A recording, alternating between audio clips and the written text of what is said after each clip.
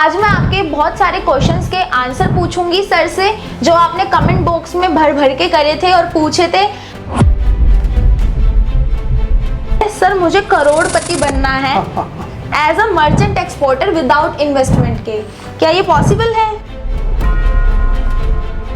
Naturally जब ये container 3 से 4 लाख का आ जाता है तो वो 5 से 6 लाख का आ जाएगा। इसमें कोई कहने की बात नहीं है। तो बहुत बहुत नमस्कार आप सबका। आज हमारे साथ है डॉक्टर अशोक गुप्ता किनकर सर, जिन्हें 50 साल का एक्सपीरियंस है इंपोर्ट एक्सपोर्ट के बिजनेस में। साथ ही साथ सर 28 कंट्रीज में ट्रैवल कर चुके हैं एज अ इंपोर्ट एक्सपोर्ट के बिजनेस से। तो आज मैं आपके बहुत सारे क्वेश्चंस के आंसर पूछूंगी सर से, जो आपने कमेंट बॉक्स में भर भर के करे थे और पूछे थे। तो चलते हैं अपने क्वेश्चंस की ओर। सर बहुत बहुत नमस्कार। नमस्कार चेष्टा जी। सर तो पहला क्वेश्चन मेरा ये है, डिजिटल कोर्स मास्टर ने करा है सर, मुझे करोड़पति बनना है as a merchant exporter without investment के, क्या ये पॉसिबल है? डिजिटल कोर्स मास्टर किया है? डिजिटल कोर्स मास्टर जी ने मैसेज किया है, उनका आईडी का नाम होगा। अच्छा। तो उन्होंने कहा मुझे करोड़पति बनना है एज अ मर्चेंट एक्सपोर्टर में। बिल्कुल बिल्कुल, जवाब भी खुद ही दे दिया है। इंपोर्ट एक्सपोर्ट में मर्चेंट एक्सपोर्टर बनकर, क्योंकि बहुत से ऐसे इंस्टीट्यूशंस हैं, फैक्ट्रीज हैं, मैन्युफैक्चरर्स हैं, बिजनेसमैन हैं जो लोकल बहुत अच्छा काम करते हैं, लेकिन जिन्हें एक्सपोर्ट इंपोर्ट की जानकारी नहीं है। वो उनसे माल लेकर और वो एक्सपोर्ट कर सकता है। तो करोड़पति क्या अरबपति भी बन सकते हैं। उन्होंने तो उसी का सोचा है। तो ये बहुत ही अच्छा फील्ड है। इंपोर्ट एक्सपोर्ट में ग्रोथ का लेवल बहुत ज़्यादा है। तो उनसे आप बताइएगा कि वो बन सकते हैं जी। तो उन्होंने ही दूसरा कमेंट करा है कि मुझे ये मेरे ड्रीम बिजनेस है हैंडीक्राफ्ट प्रोडक्ट पे, तो उनको इसमें मर्चेंट एक्सपोर्टर बनना है और उसकी नॉलेज लेनी है। क्या इसमें मर्चेंट एक्सपोर्टर में अच्छा प्रॉफिट है? बहुत अच्छा प्रॉफिट है। प्रॉफिट ही प्रॉफिट है, क्योंकि आपकी लागत तो लगी नहीं रही है। तो जो भी आएगा वो प्रॉफिट है।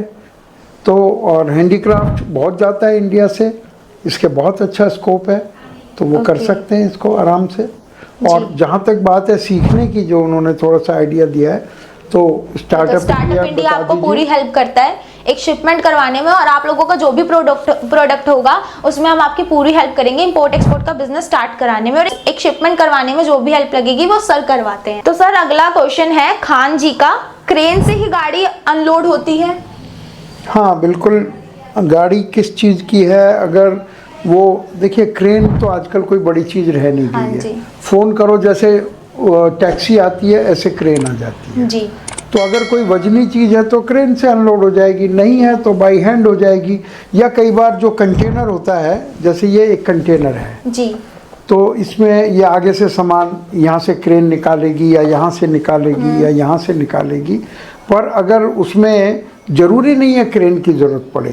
एक टिपर कंटेनर भी आता है, जो शिप जिसमें लगा हुआ है ट्रक में, वो ऐसे टेढ़ा हो जाता है। तो वो अपने आप, ये मान लिया ये इसको खोल देते हैं तो ऐसे टेढ़ा हो जाएगा, वो सामान अपने आप नीचे निकलेगा। तो क्रेन से भी हो सकता है, बिना क्रेन के भी हो सकता है, और बाई हैंड भी हो सकता है। जी। तो सर अगला क्वेश्चन है कैफ खान जी का, मैं बरेली से हूँ, क्या मैं यहाँ से इंपोर्ट एक्सपोर्ट कर सकता हूँ? बिल्कुल, कोई भी भारतीय नागरिक कहीं से भी इंपोर्ट कर सकता है, कहीं से भी एक्सपोर्ट कर सकता है। ये उसका अधिकार है। ऐसा नहीं है कि सरकार उसको परमिशन देगी। वो कर सकता है। बिजनेस करना किसी भी भारतीय नागरिक का अधिकार है।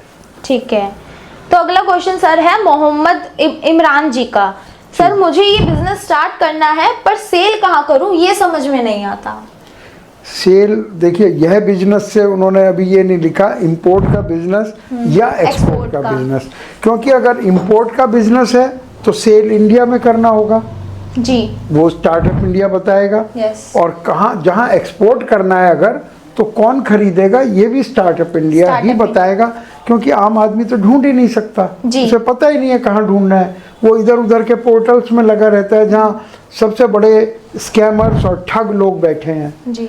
तो यही स्टार्टअप इंडिया का काम है। तो मैं आपको बता देती हूँ, स्टार्टअप इंडिया आपकी पूरी हेल्प करता है, बायर सेलर भी प्रोवाइड करता है और डीलरों से डील कैसे करनी है उसमें भी आपकी पूरी हेल्प करता है। तो अगर आपको हमारे साथ जुड़ के बिजनेस स्टार्ट करना है तो नीचे दिए गए नंबर पर कॉन्टेक्ट कर सकते हैं, ठीक है। 40 फीट कंटेनर का प्राइस कितना है और उसका मंथली इनकम कितना होगा? क्या ये कंटेनर में क्या डाला है ये तो उन्हें बताना चाहिए था जी। और नेचुरली जब ये कंटेनर 3 से 4 लाख का आ जाता है तो वो 5 से 6 लाख का आ जाएगा, इसमें कोई कहने की बात नहीं है। तो सर अगला क्वेश्चन है मेरा सलमान शेख जी का कि एल्युमिनियम इंपोर्ट में प्रॉफिट मार्जिन कितना हो सकता है?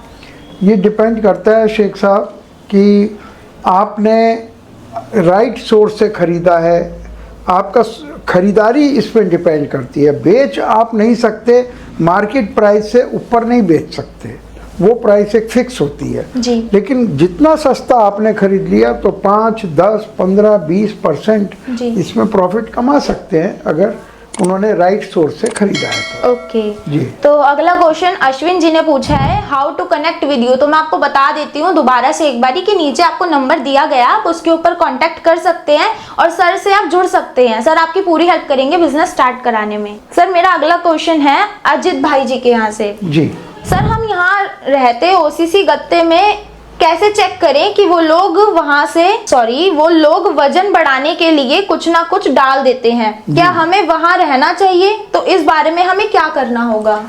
नहीं, कोई रहने की आवश्यकता नहीं है।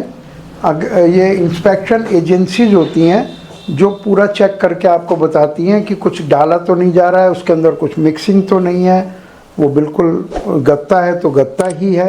ये इंस्पेक्शन एजेंसीज आपको बताती हैं और वो इंटरनेशनल लेवल की होती हैं, जो आप भी मानते हैं वो भी मानते हैं, वो कोई आपकी प्राइवेट नहीं होती है। ओके जी। वो अगला क्वेश्चन ये है, किसी जैमिनोर जी ने किया है, जापान और सिंगापुर छोटी छोटी कंट्री हैं लेकिन वहाँ से इंपोर्ट एक्सपोर्ट कैसे होता है? यही तो बात है कि वो छोटे कंट्रीज होकर भी इतना ज़्यादा इंपोर्ट और एक्सपोर्ट करते हैं और हमारा देश इतना बड़ा होकर भी उतना इंपोर्ट एक्सपोर्ट नहीं कर पाता है जितना उन्हें करना चाहिए। इसीलिए ये जो आज के प्रोग्राम बनाए जा रहे हैं, और क्यों नहीं कर पाता है कि अधिकतर लोग जो सिखा रहे हैं सोशल मीडिया पे वो यूट्यूबर्स हैं, उन्होंने खुद कोई बिजनेस नहीं किया, ना वो करते हैं।